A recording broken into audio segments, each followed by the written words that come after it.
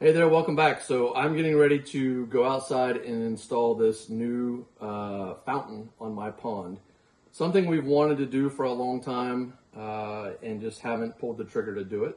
Some of these fountains can be super expensive, and I found this one on Amazon. I thought it was reasonably priced, something that I could try out if I like it, and if it doesn't last for a long period of time, it's inexpensive enough that I could buy replacements. So for the price of some of the more expensive ones, or spring for a more expensive one later. But basically you have the pump unit itself here, which this is a 1 horsepower, 750 watt motor.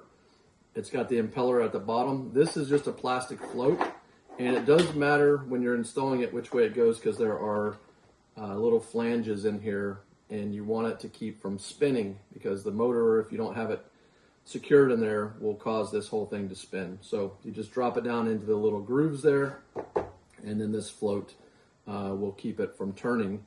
And then there are spots on the edges that you're going to use to tie off to your two banks. So it comes with a huge thing of string here, a couple of anchors. This particular version, you can get it with or without lights. So I got it with RGB lights. That means we can have colored lighting or white lighting on there. And those are just going to fasten onto one of these screws here. So there is a small tool set here to take those off and add them back on. So they'll mount something like this. And there is also this red piece screws off. This is what makes it a fountain, and this piece will screw on. So this is sold as a dual purpose unit. It could be used as a fountain, which is what we're going to use it, decorative fountain, or it can be used as an irrigation pump, so that you could put this in your pond and pump water to an irrigation canal, or even just to drain your pond. So that screws on, and then you'd put a hose on that. So don't have any plans to use it for that, but who knows. It also comes with like a 100-foot long electrical cord.